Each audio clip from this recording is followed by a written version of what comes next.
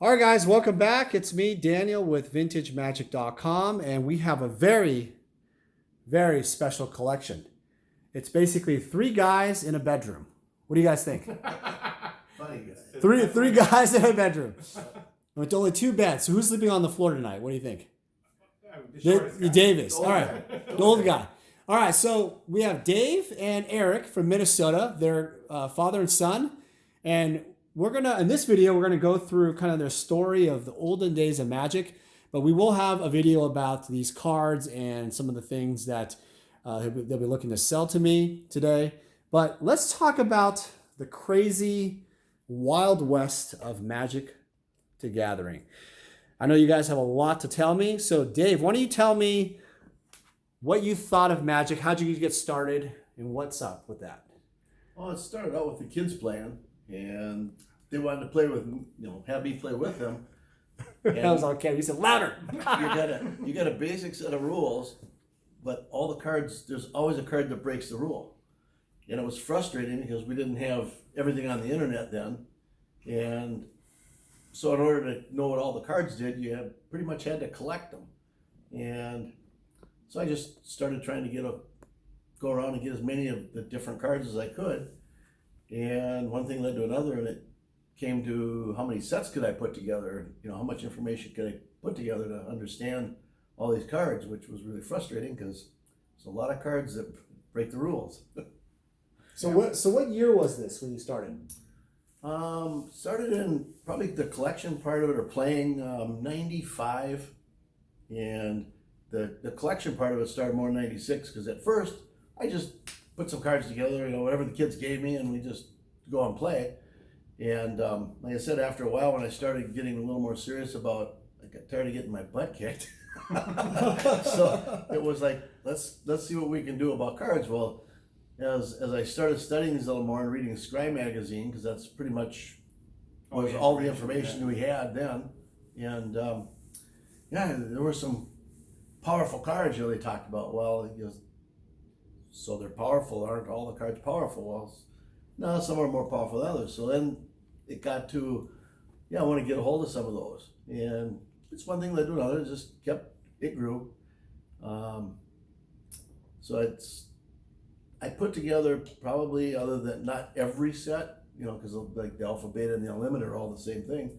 I guess it was because I had more Beta cards available to me to begin with. That's how that set got done. And that's really the first set that I put together. And then it was, because third edition was what was out at that time, or revised. So that was probably the second one that I put together. And then and Alpha wasn't even looked at upon as a positive addition. Everyone looked at them as kind of the different. Alphas were always different because you couldn't play with them. You couldn't put them in your packs. You couldn't put them in your decks unless you did screensavers or card savers and played with those. But screensaver, what's that? Yeah, but no, I mean, Beta was considered the top of the echelon when I was playing. The group of friends that we played, it was Beta, and then it's special friend Alpha that you got that card and you thought this was different. This was this card is misshaped and whatnot. So Beta was considered top echelon. It was top, considered the top of the game. But we have packs coming through when we play Legends packs, and going through searching them and all the other stuff, the drama that came through it. But when we collected cards, you couldn't just click a couple mouse keys and have one delivered to your house with Amazon. You had to know somebody, or you had to have a shop owner that had connections to more people. And so getting collections isn't a couple weekends on the mouse to go find them. Now you had to really work hard for it. So for him to collect a full set of anything, particularly back in those days, was a lot more difficult accomplishment. And back then, when we bought Moxes for, we saw them for $100, we thought they were nuts. We told him he was nuts when he bought into the Beta sets, and we're like, Dad, you paid $129 for a Mox that's in Beta. It's like, why are you doing that? These cards aren't going to go up. Nobody's going to pay more for that card someday. So yeah. But you didn't care about the cost, did you, Dave? You just wanted to have some of the powerful cards. Yeah, he wanted to beat us. Yeah. and his boys would gang up on him, and we'd play, you know, round robin tournaments. And when it got to the point where the heavy hitter would show up, and he'd pull out these Lotus and Moxes and Vices and have 2 Vices out on us in first turn, and we were just like, First term, they're at half life. I like that. yeah, Little advantage. We really couldn't compete. You know, we had to be a little more smarter with the cards that we could afford. Did you guys play with the beta cards, or did you keep those mostly sleeved up or saved? They were always sleeved. They were rarely played with. Probably the Chaos Orb is the only one that really got played with a lot. Right. Because he was a stickler on rules, so you couldn't even have it in a penny sleeve because the rule states that whatever card that it is touching is out of the game. So with playing with my dad, he would look at the rules very specifically and say, you know, if that card isn't touching, it's in a penny sleeve, it's not touching. So we would have to unsleeve it and learn. And he taught us how to flip that Chaos Orb, you know, and you know, we had unlimited ones back then, which were, you know, $25. Yeah. That was expensive for a card. Well, we're gonna have to play some old school later on when we get a little bit rested. And I have some Chaos Orbs. We can do some Chaos Orb flipping for sure. When you guys played, was it like constructed or draft, or what are you guys doing? Free range. A lot of it was constructed. You'd make your deck and play. You know, you didn't know what the other guy had because it was Usually it was it 2 was out of really 3 it was in its infancy. for a side deck. Now you see 3 or 4 cards out of a guy's deck, and you got a pretty good idea of what he's playing or what his end game is. And back then it was a lot messier because you didn't have as many cards to choose from, but you didn't have to. You could if you had a couple of big power cards that you were able to play with, you could do some real good damage. And once people saw the Chaos Orb, all of a sudden their field spread way out. Well, and the nice thing is when we played, you showed me a card from across the room. I could tell you what it did. I could tell you the name. I could tell you everything about it. Nowadays, with as many editions as they're pumping out, as many cards as that they're out, you can't tell me that there's a player out there that I could tell you what a card is and they could tell me exactly what it does. Right. And you know, he and I could play this game all day long, but you put us into commander decks or more present day, they would be so frustrated with us old schoolers because we would have to sit there and read every single card and read it in detail and then know what some of these new features are doing and these new rules that they're breaking and these new things. So, you know, playing more modern now, we stayed in this area. We stayed in our comfort zone where, you know, my kids now open a binder and they'll go, Dad, what's this? And I'm like, oh, it's balance. You know, I can tell you exactly what it does and where it is. Mm-hmm. And now they'll look at Mox Diamond. What does that do? I'm like, I got to read that again. You know, I don't exactly remember, but, you know, this was, in my opinion, when Magic was great when it, like, in comparison to sports, you know, when you got to the heart of it, you know, when everyone talks about baseball and football and when it was really, really great was in its infancy, when towards the beginning, when we got to grow up with it, we got to develop with it. I mean, there were so many different rules that came through, you know, clarifications, you know, how those different, and it was an adventure every time you played. And going to tournaments, you know, it was. So what were they called back in the day? It wasn't Comic-Con so much as in Minneapolis. It was like Gen Con. It was like a different kind of con. It was not affiliated with the San Diego one, but it Gen Con was in Wisconsin, right?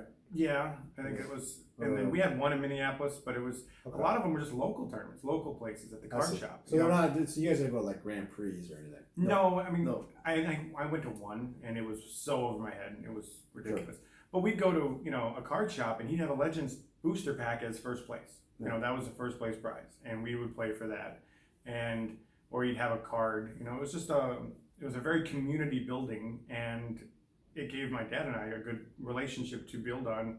Because we had to interact with each other, and you had to. You had to. Well, and it was like you had to put yourself in their shoes, and it really puts you on a level of, you know, trying to anticipate your opponent, but in the same time you're having a blast, you know. And when you play against your brothers and your dad, and you get that, you know, that rivalry going, and you know, and that's the nice thing about Magic is that. It's not only who can bring the most money to the table, it's also who can get the most creative with cards that you can play with. Yeah. So it was a lot of fun, and some of my greatest memories are sitting down at my table with my brothers and my dad and playing. And I actually honestly miss it, and I look at some of the modern day ones and the way they're playing now, and it's harder to get back into it. So I just feel a little emotional there, Eric. It brings back a lot of good memories. That's good. It was it was an awesome time, and we had a lot of fun. And well, I think Erik alluded to the fact that I think one of the interesting parts of not just winning, but seeing how people use cards differently. Every time you play somebody, you learn something, because you watch what their tactics are, and you learn from it. And then you can come back and you might want to emulate the same thing. A couple times I actually did that. I had read in Scry, somebody won a big tournament, and this is what the guy played with in his deck. And so I would go out and try to track down all the cards at the local places that I could, and the cards that I couldn't get, I filled in with some other stuff that I thought might work. But it was always fun to try to play their deck, and how does it play? How does it compare to what other people are playing? And those usually were current decks at that time. So yeah, it was just a really fun thing to do. And it was something that everybody could do, because you can be I'd say 8 or 10 years old, and you can play this very well, because it's spelled out on the cards pretty much. You got basic rules, and then you got your special cards. So yeah, seemed like a great bonding moment. You have another brother, right?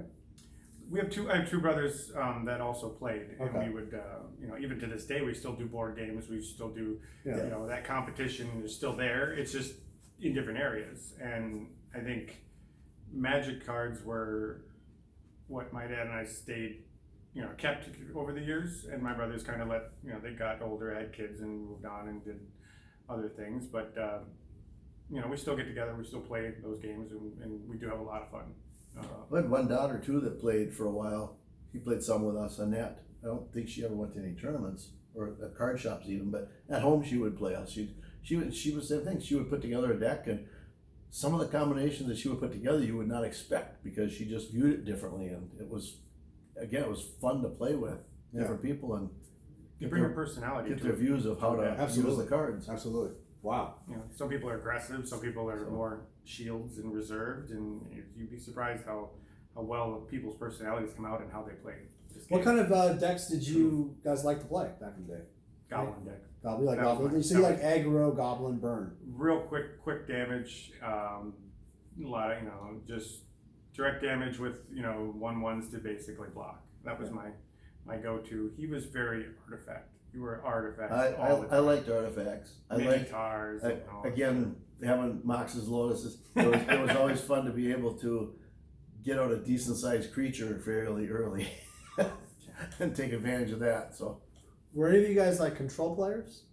The idea of controlling blue cards. Control Magic. No, not control Magic, but there's a famous deck called the Deck. Have you heard of that?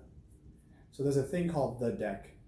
Brian Weissman, guys. Brian, if you're watching this, there's actually someone that doesn't know who you are. Brian Weissman is one of my good friends. He lives in this area, but he created this idea of card advantage. And it's an idea where more competitive players play, where it's what it is today, as the idea is to basically have your life means really nothing. Your cards mean everything. And eventually your idea is to basically draw more cards and then control your opponent with card advantage. So you would, for example, if you're playing Burn, right? A strategy with the deck would be to play Ivory Tower. Ivory Tower is Antiquities card, right? Every 4 cards you have above that in your upkeep, you gain a life. So you basically are allowing that Burn player to basically put all their Burn spells out, but you're basically gaining all this life because your idea is to hold cards, and the red player ends up losing speed, right? Mm-hmm. There's also sideboard cards like COP Red, Circle Protection Red, which pay a mana, and it basically makes the damage means nothing. So there's the idea of having cards that are end the game effectively, like Moat, for example. Moat is a card that basically causes all land creatures not able to attack. So if you are using all land creatures, you play that moat where you control the opponent, their strategy is absolutely useless. You see what I'm saying? So the deck is focused on drawing cards and then also having these bigger impact cards, right? Like the Abyss, it's a black card, and basically it says any non-artifact or black creature basically is any non-artifact creature is destroyed in its upkeep. One creature. So you take turns. Switching back and forth. Trashing a creature. So the idea is a lot of strategies use like Mishra's Factory, and you activate the factory. It's a land, but you turn it to a creature. But ending your turn, it becomes a land again. So I'm going with this. So you never ever lose that creature. So later on, probably tomorrow, because I'm a little tired today, we'll play some games in the morning, and you'll be able to play some of these older cards like you did before, and then that's kind of the strategies. Those are the more spiky strategies, I would say. Like, there's a competitive side to old school that people like. You guys probably play more casual, but you'll kind of appreciate why the cards are so powerful when you guys play the cards tomorrow. So I have some surprises for you that I won't reveal right now, but they're pretty amazing. Like, you'll be able to play with the Lotuses and the Power 9, right? And I have those all in decks and stuff. So yeah, I mean, that's really interesting. You guys really had a bond that reminds me a lot of my son Scott. He's now 11, but when he was 7 or 8, I kind of started teaching him Magic, and he started reading. Do you find any advice, Dad, as a kid, like giving to dads and kids? Do you find like it's a great game to kind of get them going with school and teaching them to learn stuff? What do you think? Well, it teaches them a couple things. One, it teaches you how to incorporate more than one thing. It's kind of like learning how to play chess. Checkers, you're moving a checker. Chess, you've got pieces that do different things, and they interact with each other differently. And that's what got me started collecting the cards, was the interaction of the cards and how do they work together. And there's so many combinations that you can put together. So it can be different every single game and fun. Yeah. Did your father teach you? Did your father teach you, Dave, games? Were you a gamer too, or? We played cards. Just playing cards. Yeah, that's all they had back in the cribbage, things like that.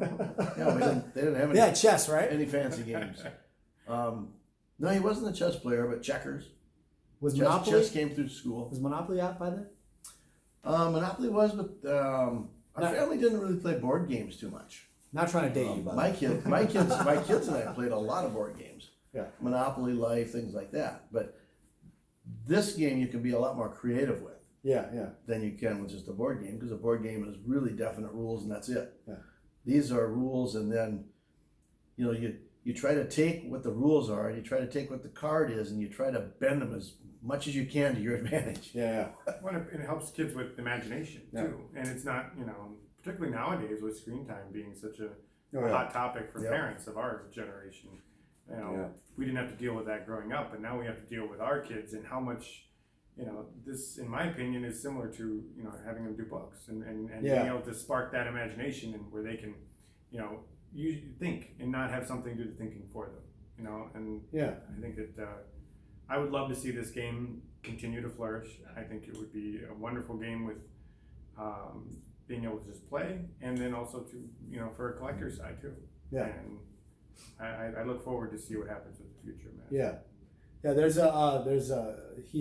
Eric's exactly right, Dave. There's like a $10 million injection of money this year for Magic eSports, and basically eSports is like a Magic Digital, kind of like a Hearthstone, where there's like lots of sound effects and stuff, but still Magic. And there's actually money tossed around now to kind of get people win tournaments, and it's a larger scale to compete with a lot of the others. Pseudo sports, right, where you're playing video games as a living, more competitively. But I got to agree with that, Dave, Chris. I'm sorry, Eric, because the kids these days, they tend to not really. Their attention spans are horrible. Mm-hmm. They don't really want to do anything else but play their iPad, and the games that they're playing are literally brainless. Whereas Magic, I think you guys agree with this, is not brainless. You can't just sit there like a zombie and hit a bunch of buttons. This game requires you to really think. And pay attention. Yeah. And to react. And and plan ahead. I mean, I never went to buddies' houses to play and didn't have 2 or 3 decks set up ahead of time. I spent hours, going through each one, playing against myself and seeing how they turned out. If I had too much mana, not enough mana. I mean, you bounce back and forth with everything, and you made them your own. You knew what each one of them did, and it was just like a pet you created, and you wanted it to react, and you wanted it to do well against opponents, and I loved doing it. It was great. When you go to play with somebody too, the other side of this is not just the strategy of your deck, but how do you react to what your opponent's playing, and that's where your sideboard comes in. You might have to add a few cards, switch things around a little bit. But you never really know what somebody's bringing. Right. Once they start playing, there's been many times where some new cards have come out, and if you don't know exactly how they're going to get incorporated, and then all of a sudden, the guy you played, I played this guy, half a dozen times, I know what he's doing, and all of a sudden he's got a whole new twist in his deck. Right. And so you have to be able to react. It makes you think on your feet. Yeah. So that's what makes the game a challenging, fun thing to do. Not boring. That's awesome. Okay, guys. Well, this video has been very interesting. One last thing I forgot you guys had to mention. You guys said before something about like some way to get cards. Remember how you said that it was impossible to get cards from Wizards? Tell me that story where the idea of getting the damn cards was so hard. Well, the only way to get them was you went around to the card shops, the local card shops. There were a couple of companies, I think they were located out on the West Coast here, and you would go online in the computer's infancy. You go to their site and try to order cards from them, but it's not like, give me 10 of these or whatever. They had a list, and it wasn't a complete list of all the cards made. It was just whatever they happened to have in-house, and you could order them that way. But that came really, a few years later. When we first started, everything was you just bought it at the local card shop. And if they didn't have it, they could order it, but that took time. But none of these cards were anywhere else either. The game was so young that it wasn't in Walmart, it wasn't in Target, it wasn't in anything. You went to a card shop to buy cards. Talk about how you were saying earlier. That's good. About how difficult it was to find the cards and stuff. Talk about accessibility. If I was back in the day, blast from the past, back in the early 90s, how difficult was it to get a beta set or unlimited cards or beta or alpha Arabian Nights? To build them was difficult. The Arabian Nights set took a long time because there were just a few cards, and I would go around to shops and I was looking for different cards that I maybe would incorporate into my deck, and we didn't have an internet. The best thing you had was Scry magazine. You could, they would have a list of what all the cards were, but it didn't say what they were. It wasn't a picture of them. It was just what the card was called. And so I'd go around to the different card shops and try to locate the cards and find out what they were, and make notes or buy the card, because the cards, they weren't very expensive. But so then, did they have sets back in the day? These card shops? No, they didn't really have sets. You bought individual cards. They would have them. They would display like they do nowadays, where they have the glass display. Yeah, sure. But half the cards that you would get for your sets, you would accidentally run into. Where you would just go to a place and you'd like, oh, I need that one, and you get it. Oh, I can make that one work. Check it off the scrap. You just check it off. So that took months, and it was quite an accomplishment to find that card. And to be honest with you, back then, condition was never an issue. It didn't matter. Yeah. No, if you could get the card. That was it. So we didn't pay attention to conditions of cards. And you couldn't always get 4 if you need. If you could have 4 on the deck. Well, I got 2, and then I'll put 2 other cards in there for now until I can try to find 2 more. Yeah. Do you think that was because of the internet? Do you think it's supply and demand? Because you think like it was just supply and demand. Do you think like the card shops? Do you think there's a demand for it? Why not carry more of it? Or and the other thing is they didn't know how big this was going to get. At one point, it got to the point where I think some shops were they would buy boxes, and they would open every box because they knew they could cover their costs because they would get enough good cards to sell out of it. But we were all buying lots of other cards too. So, I mean, for them to get a case or a full box of booster packs and open them all up and then sell them, they could get their money back. They only That made wasn't 10% on a booster box. there was box. when a new set would come out, or when all of a sudden, I can't remember what the look back was, but when they would come out with a new set, you could only play back, 2 or 3 sets. There's so many So sets. Yeah. so some of the cards weren't Relevant they weren't as worth as much. Yeah. But then all of a sudden people figured out, ooh, these are really rare. Well, are they gonna print anymore? And none of that was really clear. Did you guys ever have that discussion about the reserve list? Reserve list back then wasn't a big deal because it was so. It was pretty There short. was only 5 sets. So for them to say we're not going to reprint dual lands after a 3rd edition, we were like, okay. It didn't affect until you got to like Ice Age, Chronicles, Homelands. You got to where you were so far back, and you looked at those cards and you were like, oh, it would be nice to have a dual land. It would be nice to have, on some of these more modern decks. So I don't think that the reserve list, and back in 3rd edition, this wasn't viewed as a collectible. And it wasn't. I didn't know anyone growing up that collected sets or collected them or didn't use them. And that's where it's like comic books. Yeah, they have 2 purposes, but in the end, it's once you've read them, it's done. These always have a use in so many different ways, and it never runs out. It never wears through. So back then, collecting these cards or thinking this was going to be any kind of investment wasn't even on the radar. And condition. No, the idea of like the beta set getting put together primarily was just to know what all the cards did. It's kind of like an archive. Like a dictionary or encyclopedia. So last part of the video, you guys are both your profession. That cool? Oh yeah. Yeah, you guys are both plumbers. It's a. Well, hold on a sec. I'm gonna zoom in there. Hold on. It's a trap. Dun, dun, dun. I made the 4th today, so I figured. May the force. So you guys are first generation, or second? How does that work? Generation, third generation plumber. 3rd generation plumber. And so basically, people are going to wonder, well, how did Dave have the money to spend about almost $5,000 on all these beta cards? We'll see later in another video. How did you actually do that? That's because you had a job, obviously. What did the wife think? You buying Magic cards, Dave, back in the day? Probably thought I was a little bit off my rocker, but his kids thought he was more off the rocker than than mom was, because why'd you guys think that? Because we understood the value behind it, and there wasn't any. For him to spend $4,300 on a beta set where half the cards you wouldn't use anyway. But it says in the scry that it's worth something. Right. This magical magazine that says it's magical magic. Even right now, he still has some of the old Scry magazines, and we'll look through it, and it says, an Alpha Black Lotus was $480.